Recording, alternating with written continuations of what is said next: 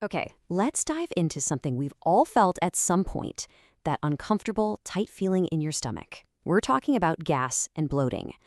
And today, we're going to unpack what's really going on inside our bodies, because believe me, it's way more interesting and complex than you might think. And just how common is it? Well, about 1 in 5 people in the US say they deal with bloating on a regular basis. That's a huge number of people feeling this discomfort pretty much every day. You know the feeling, right? You get dressed in the morning, everything's fitting just fine, but then bam, it's 3 p.m. and your jeans suddenly feel like they've shrunk. Or you have to loosen your belt a notch. That pressure building up in your abdomen. That's exactly what we're getting into. But here's the thing. According to expert gastroenterologist Dr. Will Bulsuichis, it's not just about what you had for lunch. He says the reasons behind bloating are way more complicated than we usually think. And if we really want to get a handle on it, we have to understand all those little details. So that's exactly what we're going to do. Dr. Bulsiewicz lays out 4 main things that drive gas and bloating. We're going to break them down one by one so we can get a super clear picture of what could be going on. All right, let's kick things off with a cause that might actually surprise you. It's something we all do constantly, every single day, without even thinking about it, swallowing air. But it turns out how we do it can make all the difference. You know, there's even a medical term for it. It's called aerophasia. It literally just means you're swallowing too much air, and a lot of the time you don't even realize you're doing it. The logic here is really simple. Any air that goes in your mouth has to come out somewhere. It either comes back up as a belch, or it has to take the long journey all the way through your digestive system. And just take a look at these everyday habits. That fizzy drink you love, the straw you use to drink your iced coffee, even that piece of gum you're chewing after a meal. All of them make you swallow extra air. These tiny little things we do all day can really add up and cause a whole lot of discomfort. Okay, let's move on to the next cause, which is a really, really big player in the world of bloating: constipation. And listen to this, because it's a super powerful statement from Dr. Bulsiewicz. He says that in all his years of experience, constipation is the single biggest cause he sees in his patients. The two problems are just completely tangled up together. If you're constipated, it's almost a given that you're going to be dealing with gas and bloating too. And get this, it's not just about gas being trapped. Research actually shows that when you're constipated, your body starts to produce more gas. So you've got this double whammy: you're making too much gas, and you're having a hard time getting rid of it.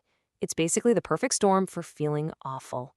So the first thing we all think is, okay, just add more fiber, right? I mean, that's the advice we've heard our whole lives. But is that really the right first move? Well, this is so important. For people who are really struggling with constipation, just piling on more fiber can actually make everything feel worse. So Dr. Bulsuich's advice is different. He says step 1 is to focus on just getting your bowels moving again. Then, once you've got that going, you start to slowly add more fiber to keep that new, healthy rhythm going. All right, the final 2 causes are totally connected. They're all about the health of the trillions of tiny microbes living in your gut and the kinds of food you're asking them to deal with. So think of your gut as this bustling city filled with trillions of microbes. It's a digestive powerhouse. When that city is healthy and diverse, it can pretty much handle anything you throw at it. But if that microbiome is damaged or out of balance, it just can't do its job right. And that's when you really start to feel the effects, like gas and bloating.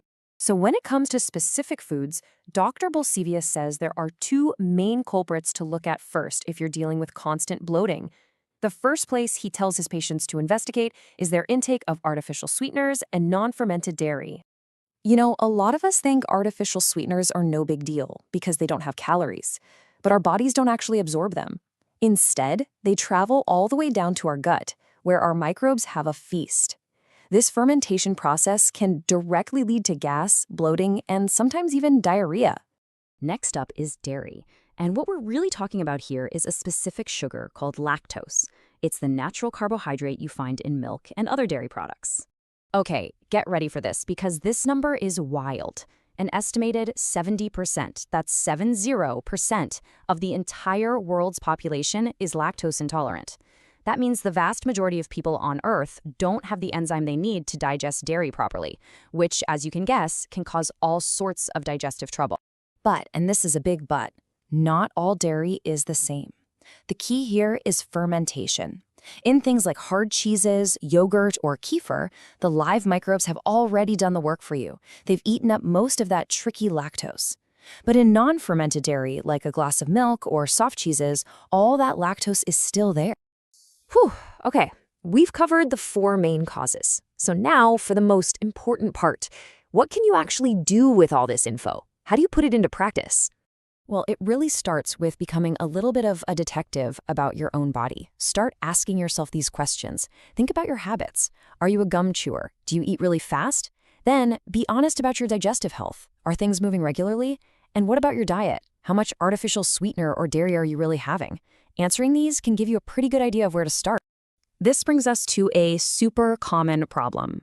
What happens when you decide to eat healthier? You add a new high-fiber food like beans or broccoli to your diet, and suddenly you feel super bloated. Does that mean you should just give up and avoid it forever? The answer is a definite no. It just means your body might not be ready for a huge portion of that food right away. The advice here is simple. Don't avoid it, just adapt. Start with a really small amount and then slowly, gradually increase it over time. Give your gut a chance to catch up. And that's really the big idea here. The goal isn't to make a long list of foods you can never eat again. It's about understanding what triggers your body and then teaching it, slowly and patiently, how to handle all sorts of healthy, diverse foods. It's a total shift from a mindset of restriction to one of empowerment. Click the subscribe button to stay updated with VitalSpan Labs.